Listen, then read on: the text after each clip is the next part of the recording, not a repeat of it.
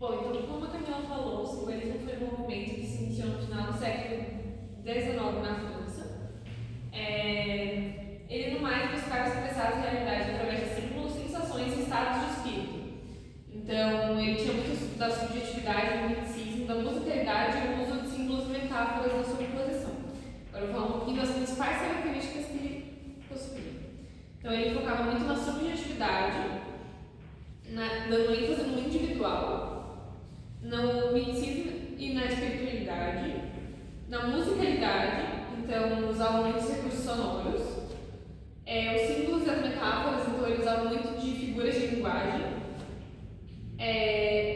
também ele fazia uso de uma linguagem vaga e precisa, então por mais que fosse rica em sugestões, ela não era muito específica, ela não tinha um foco, ela usava muito de sinestesias e metáforas, então ela era mais ampla, uma mistura de sensações. Ele fazia muito uso do pessimismo e da melancolia, né? Ele focava muito na dor, nesse sofrimento, então a melancolia era uma coisa muito gravada, muito forte no simbolismo, né? Ele fazia uso também do antirrealismo e do antirracionalismo, rejeitando os valores do realismo e do naturalismo. Então, como a Camila falou, ele é derivado desses dois movimentos literários. Porém, ele se desvinculou bastante nele à medida que ele foi se desenvolvendo. Então, transcendendo a realidade, explorando o mundo interior e exterior. E ele, como eu disse no início, ele também fazia bastante uso do individualismo. Então, focando na experiência individual e buscando transcender. Agora, aqui no Brasil, ele também usou todas essas características que eu citei, né? Mas ele desenvolveu algumas características próprias. Algumas delas foi a ênfase na morte, na dor, na religiosidade e na espiritualidade. Ou seja, ele ainda é similar a tudo que todo o movimento que já acontecia na França, né? Não é muito diferente.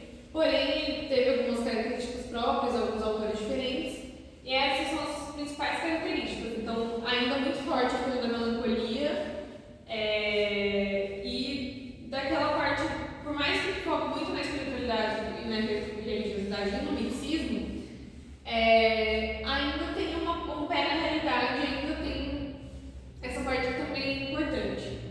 Então, o que foi o parnasianismo? Como a Camila disse, ele surgiu lá no século XIX, né? E ele, diferente do romantismo, ele tem essa busca pela perfeição, né? Ele é muito polido nesse sentido. Então, ele busca uma perfeição formal, uma objetividade e pessoalidade na poesia, um foco na descrição e no culto à forma. Então, ele é muito correto, ele foca muito na perfeição, ele foca muito numa estrutura, numa métrica, ele tem isso muito definido. Então, por exemplo, quando eu falo culto à forma, o que eu quero dizer? Essa obsessão pela perfeição. Então, o uso da métrica, da rima, de uma estrutura e de um vocabulário mais rebuscado, tudo isso faz parte desse culto à forma que é muito presente no parnasianismo.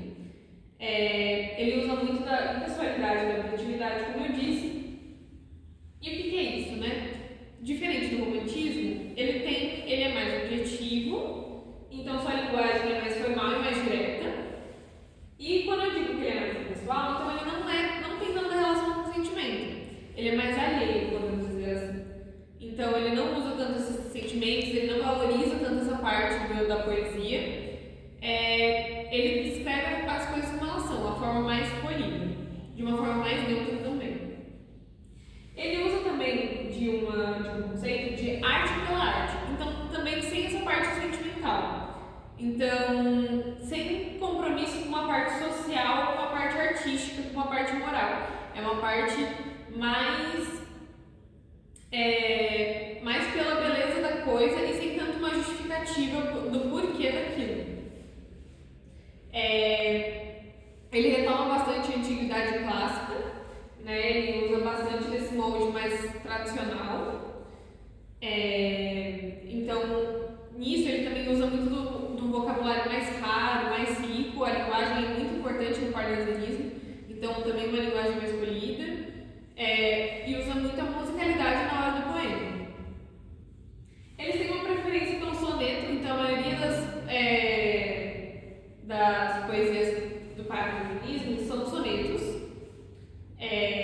também com essa com esse enfoque de uma coisa mais racional e mais objetiva, sendo completamente oposto à subjetividade do romantismo, como a gente mencionou anteriormente, né? Então, ele valorizava muita forma, muita técnica, indo totalmente contrário ao romantismo, que foi esse período de transição que ele passou.